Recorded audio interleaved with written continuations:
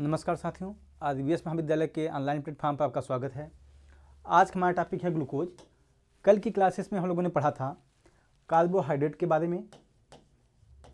इसके बाद इसमें देखा गया था क्लासिफिकेशन, कार्बोहाइड्रेट की क्लासिफिकेशन देखा गया था। और इसके बाद हम लोगों ने पढ़ा था reducing sugar and non reducing sugar, ठीक है। उसी के बाद हम लोग पढ़ रहे हैं ग्लूकोज, ठीक है। तो ग्लूकोज की हम लोग देखते हैं पहले क्या होता है glucose. Glucose a simple sugar with molecule formula C6H12O6, ठीक है, is a corner stone of biological energy, ठीक है। ये बताया जा रहा है ग्लूकोज होता है हमारी बायोलॉजिकल सिस्टम के लिए बहुत महत्वपूर्ण इंपॉर्टेंट एनर्जी का सोर्स होता है, ठीक है। जिसके कारण ग्लूकोज अगर नहीं रहेगी तो हम चल फिर नहीं सकते, कुछ काम नहीं कर सकते। और हमें एनर्जी की बेसिकली बात की जाए, एनर्जी की आवश्यकताएं जो होती है, एनर्जी जो हमें चाहिए होती है वो ग्लूकोज के माध्यम से ही मिलती है, ठीक है ना। कोई भी होता है, जैसे आप कार्बोहाइड्रेट जब खाते हैं, ठीक है, जो कार्बोहाइड्रेट जो होता है इसमें आप जानते ही हैं मोनोसैकेराइड, डाइसैकेराइड, ये सभी चीज़ें आ जाएंगी। इन सब का जब डाइजेशन होता है या फिर डाइसैकेराइड की बात किया, कोई भी रहेगा, ठीक है, ये सब अल्टीमेट जब टूटते हैं तो ये आपके टूटेंगे किस में, ग्लूकोज में। और यही ग्लूकोज आपको एनर्जी प्रोवाइड करता है, ठीक है। तो यहाँ पे ही बताया जाता है जो ग्लूकोज होता है वो हमारी बॉडी के लिए बहुत ज़्यादा इंपॉर्टेंट होता है, ठीक है। It occur in large quantity in ripe, grape and that is why it is called grape sugar, ठीक है। यहाँ पे बताया जा रहा है कि जो शुगर होता है वो पका हुआ अंगूर जो होता है उसमें सबसे ज़्यादा पाया जाता है, इसीलिए इसे ग्रेप शुगर भी बोलते हैं।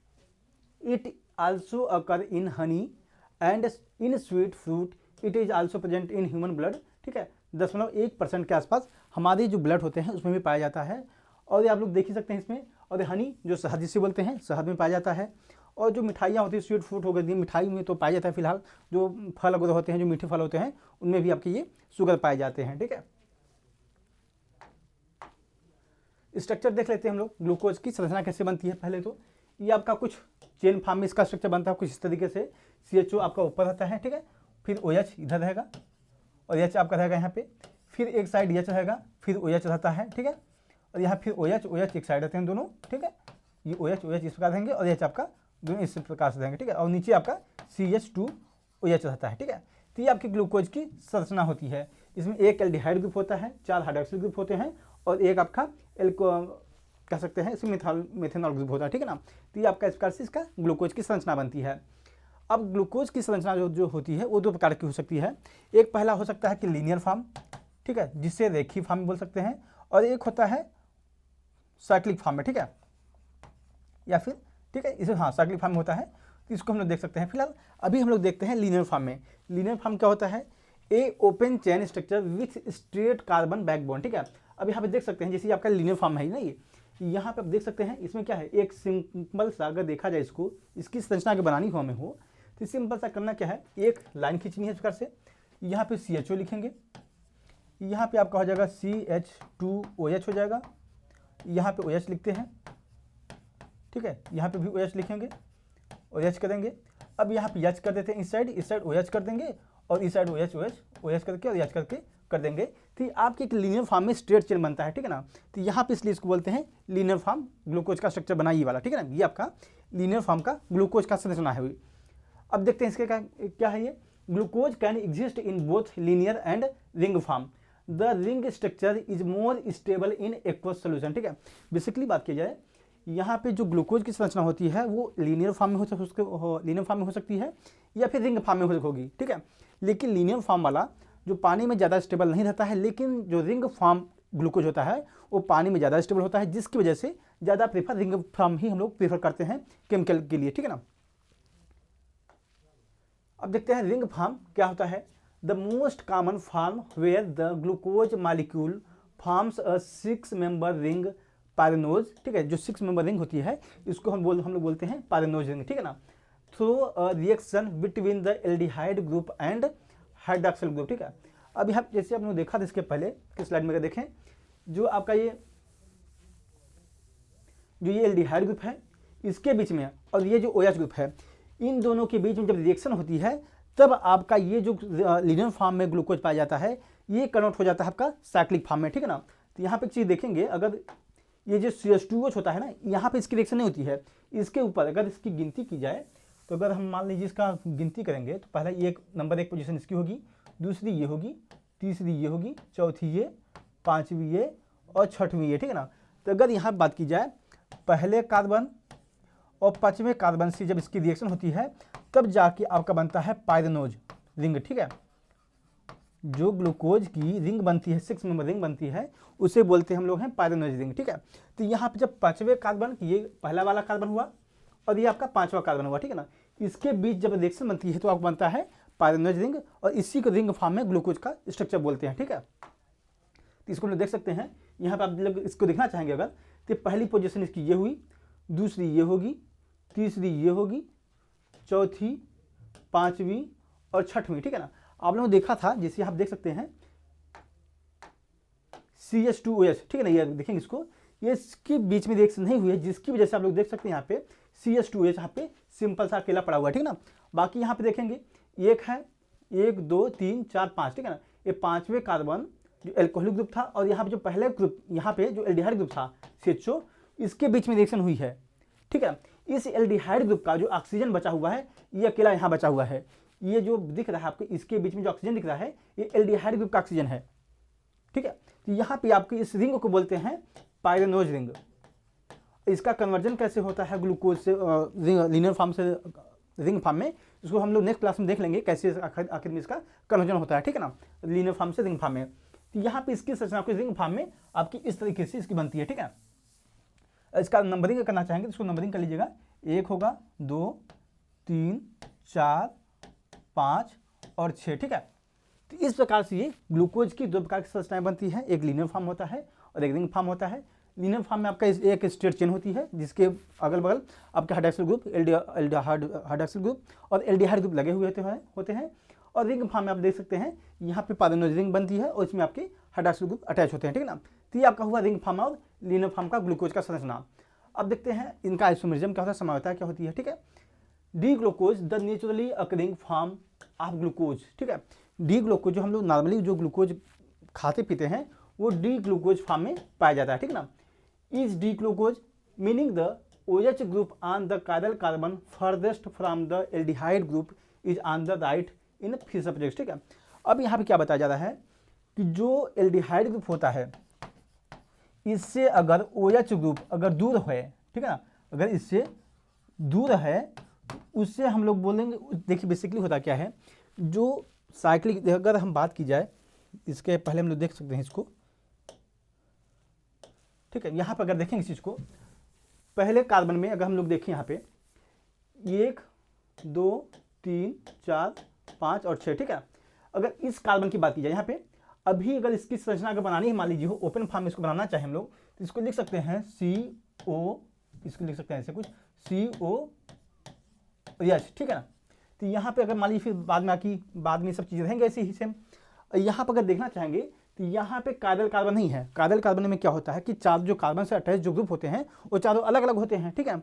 लेकिन जब यही संरचना आपकी जब साइक्लिक फॉर्म में बनती है तो यहाँ पे जो ये सिंगल डबल बॉन्ड है ये ब्रेक होके एक सिंगल बॉन्ड में हो जाता है कन्वर्ट, जिसकी वजह से अगर देख सकते हैं यहाँ पे देखना चाहेंगे अगर यहाँ पे, ठीक है ना, ये से पहला कार्बन हुआ, यहाँ पे अगर देखेंगे तो इस साइक्लिक फॉर्म में कन्वर्ट हो गया ये।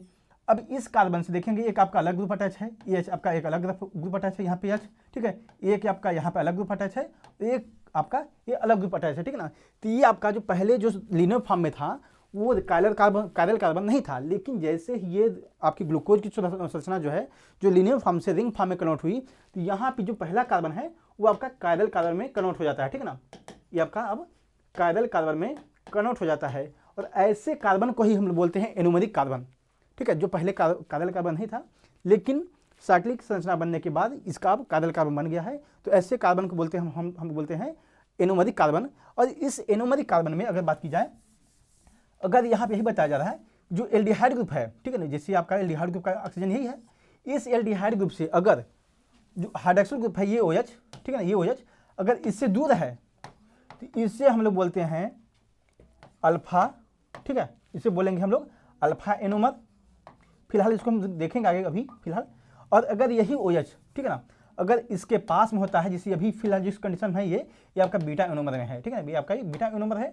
अगर बोला जाए एल्डिहाइड से अगर दूर हैं और पास हैं, इस प्रकार से ये दो प्रकार की संरचनाएं बनाता है आइसोमर्स में, ठीक है ना। यहाँ पे ही बोला जा रहा है तो the D glucose the naturally occurring form of glucose is D glucose meaning the OH group on the chiral carbon farthest from the aldehyde group is on the right in physics position, ठीक है ना।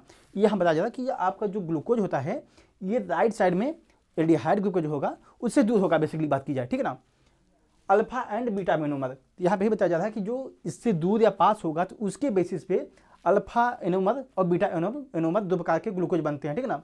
यहाँ देख सकते हैं the ring closure create a new chiral center at carbon 1 this leads to 2 anomers, ठीक है। जैसा कि बताया गया था जब ग्लूकोज की ओपन फॉर्म में संरचना थी तो वहाँ पे कोई भी कायरल कार्बन नहीं थे, लेकिन जैसे ही इसको साइक्लिक फॉर्म में कन्वर्ट किया गया तो वहाँ पे C1 जो उसकी पोजीशन थी, जो पहला कार्बन था उस पर एक कायरल कार्बन बन जाता है, जिसकी वजह से अब यहाँ पे एक नया कायरल कार्बन बनने की वजह से यहाँ पे दो प्रकार के एनोमर बनते हैं, ठीक है ना। उससे बोलते हैं हम लोग अल्फा एनोमर बोलते हैं, दूसरा का बीटा एनोमर होता है। तो हम लोग देख लेते हैं इसको कैसे होता है। देखिए अल्फा डी ग्लूकोज, ठीक है, the OH group on the carbon is below the plane of ring, ठीक है ना।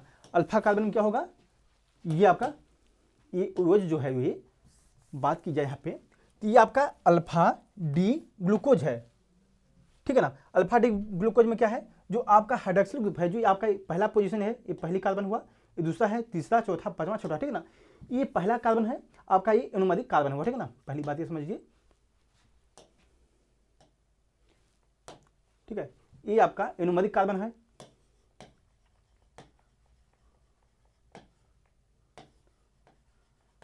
अब इससे अगर दूर है, ये आपका देख रहे हैं जैसे आपका एल्डिहाइड ग्रुप आपका ये है, ठीक है ना। मान लीजिए ये एल्डिहाइड ग्रुप आपका है, इससे दूर है तो ये आपका अल्फा कार्बन हो रहा है, ठीक है ना।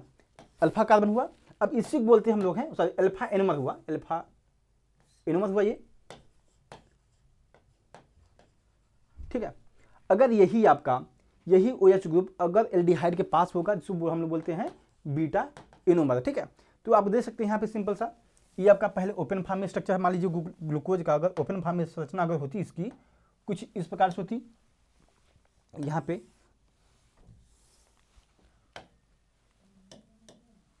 ठीक है, ये कुछ होता आपका इस प्रकार से, ये CHO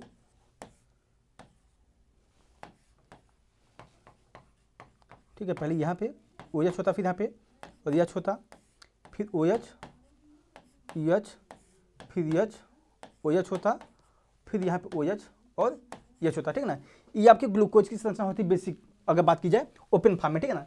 लेकिन जैसे ही इसका साइक्लिक रिंग बनाया जाएगा तो ये पहला कार्बन हुआ ये, ठीक है, ये आपका पहला कार्बन हुआ, ये दूसरा होगा, ये तीसरा, चौथा, पांचवा और ये छठवां, ठीक है ना। तो इसके बीच और इसके बीच में जब रिएक्शन होगी, देख सकते हैं यहाँ पे पहला कार्बन और दूसरे कार्बन के बीच में इसकी रिएक्शन हुई तो ये आपका साइक्लिक फॉर्म में कन्वर्ट हो गया, ठीक है ना। अब यहाँ पे चीज देख सकते हैं जो OH ग्रुप है आपका, ये यहाँ पे OH ग्रुप है जो ये आपका राइट साइड में है, ठीक है, फिशर प्रोजेक्शन फॉर्मूला में, तो इसको हम लोग बोलते हैं अल्फा ग्लूकोज, ठीक है ना। जब आपका यही OH ग्रुप अगर राइट साइड में है तो इसको बोलेंगे हम लोग अल्फा डी ग्लूकोज, ठीक है। जब इसी संरचना की अगर साइक्लिक फॉर्म में जब बनता है तो इसकी संरचना कुछ आपकी इस तरीके से बनती है ये, ठीक है। ये जो संरचना है आपकी सेम संरचना यही है, लेकिन आपके साइक्लिक फॉर्म बना दिया गया है और ये आपका ये फिशर प्रोजेक्शन फॉर्मूला में, ठीक है ना। तो यहाँ पे इसको बोल सकते हैं आप लोग बोलेंगे अल्फा डी ग्लूकोपाइरिनोज, ठीक है। इसकी संरचना ये हुआ आपकी हुई, और इससे बोलेंगे हम लोग अल्फा एनोमर, ठीक है। अगर हम बीटा एनोमर की बात करें तो कुछ आपकी संरचना कुछ इस प्रकार से होगी, beta D glucose the OH group on the carbon is above the plane, ठीक है ना। आप देख सकते हैं जो OH ग्रुप आपका है ये आपका प्लेन के एबव है, ठीक है ना। तो इस प्रकार इसको बोल सकते हैं हम लोग, ये आपका हुआ बीटा एनोमर। तो यहाँ पे जो कायरल कार्बन है इसकी पोजीशन पे जो इसका कन्वर्जन हो रहा है, जो इंटरचेंज हो रहा है, वो जो C1 जो पोजीशन है इसकी है, जो C1 पहला कार्बन है उसी के अराउंड इसका इंटरचेंज हो रहा है, ठीक है ना।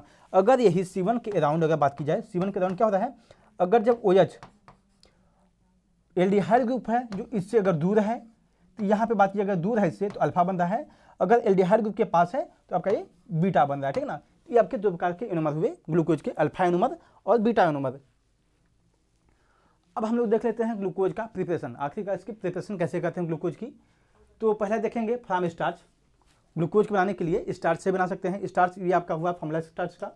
इसको डायस्टेज एंजाइम लगाएंगे इस पर, डायस्टेज एंजाइम जब इसमें डाला जाएगा तो आपका कन्वर्ट हो जाएगा माल्टोज में।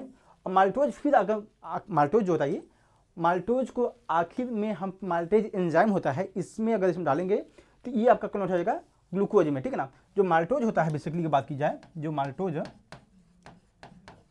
इसमें 2 शुगर मालिक्यूल होते हैं, 2 ग्लूकोज के मालिक्यूल होते हैं, 2C6, ठीक है ना।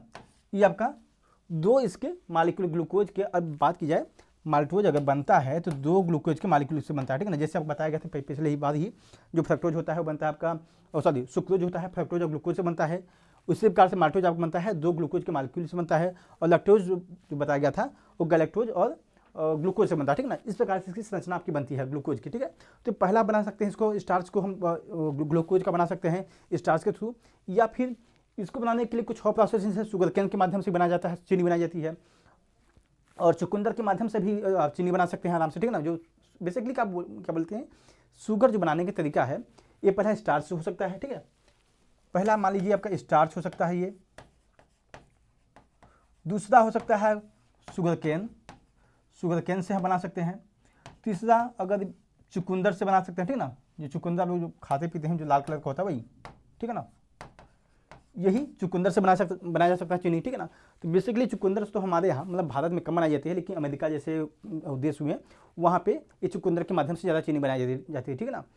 तो इस प्रकार से बोल सकते हैं इसका प्रिपरेशन हम लोग करते हैं ग्लूकोज का, और हाँ ग्लूकोज का। अब देखते हैं CHO इसकी संरचना है ना, CHO एल्डिहाइड ग्रुप होता है आपका ना, ये इसकी संरचना है ग्लूकोज की। Contain alcoholic hydroxyl group and aldehyde group, ठीक है। अब देख सकते हैं आपका एल्डिहाइड ग्रुप है, ये आपका एल्कोहलिक ग्रुप है, ये सब एल्कोहलिक ग्रुप है, OH जितने भी लगे हैं सब आपके एल्कोहलिक ग्रुप हैं। Hence it gives chemical reaction due to the presence of hydroxyl group and aldehyde group, ठीक है ना। जो इसमें एल्कोहलिक ग्रुप एल्डिहाइड ग्रुप जो लगे हुए हैं इसकी वजह से ग्लूकोज जो हो आपका केमिकल रिएक्शन देता है, उनको भी हम लोग देखेंगे, ठीक है ना। पहले देखते हैं प्रॉपर्टी ऑफ डी ग्लूकोज, ठीक है। फिजिकल प्रॉपर्टी देखते हैं, it is a white crystalline solid with melting point 146 degree Celsius, ठीक है। बेसिकली का जो चीनी होती है इसका जो मेल्टिंग पॉइंट होता है वो आपका 146 डिग्री सेल्सियस होता है। It is highly soluble in water but Sprüngli soluble in ethyl alcohol and insoluble in ether, ठीक है। यहाँ पर अगर चीनी की बात की जाए या फिर शुगर की बात की जाए या फिर ग्लूकोज, ठीक है ना, बेसिकली ग्लूकोज की बात करेंगे हम लोग। ग्लूकोज को बताया जा रहा है ये वाटर में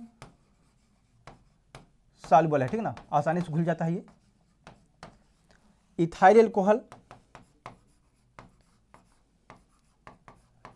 एल्कोहल में घुलता है लेकिन कम घुलेगा, ठीक है ना, बेसिकली कम घुलता है।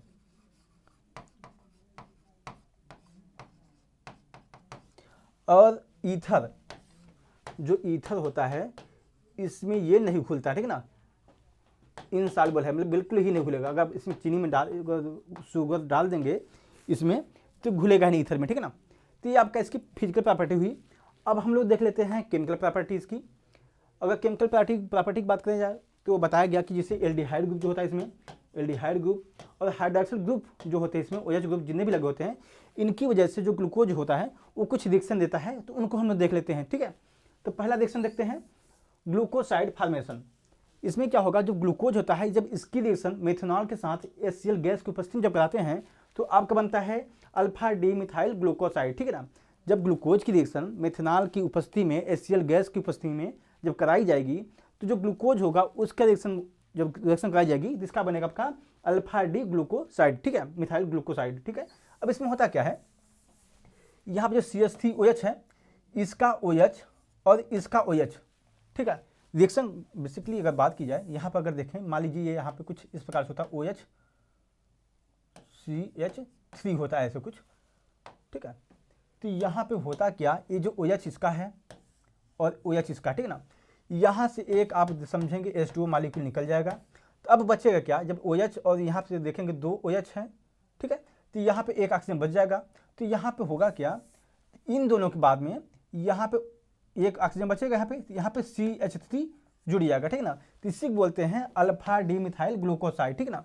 तो यहाँ पे देख सकते हैं बेसिकली यहाँ पे वो कुछ नहीं है, बस यहाँ पे आपका OH जो है ये OH और ये OH आपके ऐड हुए और यहाँ से H2O बाहर निकला और यहाँ पे आपका ये जुड़ गया, ठीक है ना, जो CH3 जो था यहाँ पे जुड़ गया, ठीक है ना। तो इसी को बोलते हैं अल्फा डी मिथाइल ग्लूकोसाइड, ठीक है। Beta D glucose is form beta D methyl glucoside, ठीक है। तो ये आपका देख सकते हैं ये अल्फा डी ग्लूकोज है, तो ये फॉर्म कर रहा है अल्फा डी मिथाइल ग्लूकोसाइड। अगर यही बीटा डी ग्लूकोज होता तो बनाता क्या, बीटा डी मिथाइल ग्लूकोसाइड, ठीक है। In the same way fructose form fructoside, ठीक है ना। जब फिलहाल इसको हम फ्रक्टोज की जब क्लासेस पढ़ेंगे तो इसमें देखेंगे इसकी रिएक्शन कैसे होती है, ठीक है। ऑक्सीडेशन, अगर हम लोग ग्लूकोज का ऑक्सीडेशन करते हैं, बेसिकली चीज पहले समझ लेते हैं हम लोग। ऑक्सीडेशन में जब किसी भी चीज़ का ऑक्सीडेशन में अगर बात की जाए, जब एल्कोहलिक ग्रुप है तो उसकी बाद में बात करें तो जब एल्कोहलिक ग्रुप है तो अगर इसका ऑक्सीडेशन जब करते हैं तो कैसे होता है, ये जो एल्कोहल होता है, एल्कोहल अगर है, अगर इसका ऑक्सीडेशन करेंगे तो आपका कन्वर्ट होता है एल्डिहाइड में, वापस ये कन्वर्ट होगा एसिड में, ठीक है ना। ये आपका एसिड ऑक्सीडेशन की मैं बात कर रहा हूँ। एल्कोहल को जब ऑक्सीडेशन करते हैं तो आपका एल्डिहाइड में कन्वर्ट होता है, और एल्डिहाइड का जब ऑक्सीडेशन करते हैं तो आपका एसिड में कन्वर्ट होता है, ठीक है ना। तो यहाँ तक एक चीज़ें ऑक्सीडेशन होती हैं। अगर सेम चीज़ें अगर यही अगर रिवर्स में जाएंगे हम, अगर रिडक्शन करना है तो जो आपका एसिड होता है वो कन्वर्ट होता है एल्डिहाइड में, उस एल्डिहाइड में, और एल्डिहाइड आपका एल्कोहल में कन्वर्ट होता है, ठीक है ना। तो ऑक्सीडेशन में क्या होता है कि जैसे अगर एल्डिहाइड की जो पोजीशन होगी, जैसे आपका एल्डिहाइड है ये CHO, जब ऑक्सीडेशन करेंगे हम लोग तो जो एल्डिहाइड है CHO जो है, जो एल्डिहाइड ग्रुप है वो आपका एसिड में बदल जाएगा, ठीक है ना। तो ब्रोमीन वाटर के साथ जब इसकी रिएक्शन कराई जाती है ग्लूकोज की, तो आपका बनाता है ग्लूकोनिक एसिड, ठीक है ना। अब यहाँ हुआ क्या है, Br2H2O जब इसकी रिएक्शन कराई गई तो क्या मैं बोला, एक्चुअली आपका ऑक्सीडेशन हो रहा है। तो ऑक्सीडेशन में क्या होगा, जो आपका एल्डिहाइड है वो कन्वर्ट हो जाएगा एसिड में, ठीक है ना। तो हम देख सकते हैं CHO आपका है और ये कन्वर्ट हो गया आपका COOH में, ठीक है ना। तो इसको जैसे आपको पहले बोलते थे जैसे ग्लूकोज बोलते थे, आपका ये हो गया डी ग्लूकोनिक एसिड हो गया, ठीक है ना। तो ये आपका ग्लूकोज में ऑक्सीडेशन से हुआ। अब देखते हैं हम लोग हैं ग्लूकोज की रिएक्शन कंसंट्रेटेड HNO3 के साथ, ठीक है ना। ये भी आपका ऑक्सीडेशन ही है। जब ग्लूकोज की रिएक्शन कंसंट्रेटेड HNO3 के साथ कराई जाती है तो यहाँ पे हम लोगों ने देखा जब ब्रोमीन वाटर के साथ जब रिएक्शन कराया गया था तो सिर्फ ये एल्डिहाइड ही पोजीशन को केवल अफेक्ट कर रहा था, लेकिन जब कंसंट्रेटेड HNO3 के साथ जब कराई जाती है, रिएक्शन कराते हैं इसके साथ, तो यहाँ पे भी और जो यहाँ पे जो अटैच ग्रुप है एल्कोहलिक ग्रुप, इसको भी ऑक्सीडाइज कर देता है, ठीक है ना। जिसकी वजह से जो बनता है इसे बोलते हैं सैकरिक एसिड, ठीक है ना। अगर इस रचना के बारे में और इसकी रचना में देखेंगे, अंतर देखेंगे तो यहाँ पे जो CHOH बस को कन्वर्ट किया है ब्रोमीन वाटर में, जैसे लेकिन जब कंसंट्रेटेड HNO3 के साथ जब रिएक्शन कराई जाती है तो यहाँ पे जो CH2OH है इसको भी ये कन्वर्ट कर देता है COOH में, ठीक है ना। यहाँ देख सकते हैं जब कंसंट्रेटेड HNO3 के साथ रिएक्शन कराई गई है तो यहाँ पे जो एल्डिहाइड ग्रुप है जो एल्कोहलिक ग्रुप है इसको भी इसने कन्वर्ट कर दिया एसिड ग्रुप में, ठीक है ना। तो बेसिकली ऑक्सीडेशन में क्या होता है, जब ब्रोमीन वाटर के साथ जब रिएक्शन करा रहे हैं हम लोग, ब्रोमीन वाटर जब हम लोग रिएक्शन करा रहे हैं, ठीक है, जब इसके साथ जब रिएक्शन कराई जा रही है तो ये केवल कन्वर्ट करता है एल्डिहाइड को एसिड में, ठीक है ना। तो जो हमारा ग्लूकोज से बनता है उसको हम बोलते हैं ग्लूकोनिक एसिड। लेकिन जब हम रिएक्शन यही कराते हैं HNO3 के साथ, इसमें क्या होगा, जो CHO और CH2OH जो दोनों ग्रुप हैं ये कन्वर्ट हो जाते हैं आपके हैं COOH में, ठीक है ना। तो इस ग्लूकोज को क्या बोलते हैं, सैकरिक एसिड, ठीक है ना। तो आप देख सकते हैं तो ये आपकी हुई ऑक्सीडेशन। अभी हम फिलहाल देखते हैं पेरोक्साइड के साथ ऑक्सीडेशन ही देख रहे हैं हम लोग फिलहाल भी, ठीक है ना। ये आपका ग्लूकोज है, जब इसके ऑक्साइड इसका ऑक्सीडेशन कराते हैं पेरोक्साइड के साथ तो हमारा क्या बनता है, ग्लूकोरोनिक एसिड, ठीक है ना। एक चीज़ हम लोग देख रहे हैं, जब ब्रोमीन Br2H2O, ठीक है, ये हुआ आपका पहला, फिर कंसंट्रेटेड HNO3 था उसके साथ रिएक्शन हुई,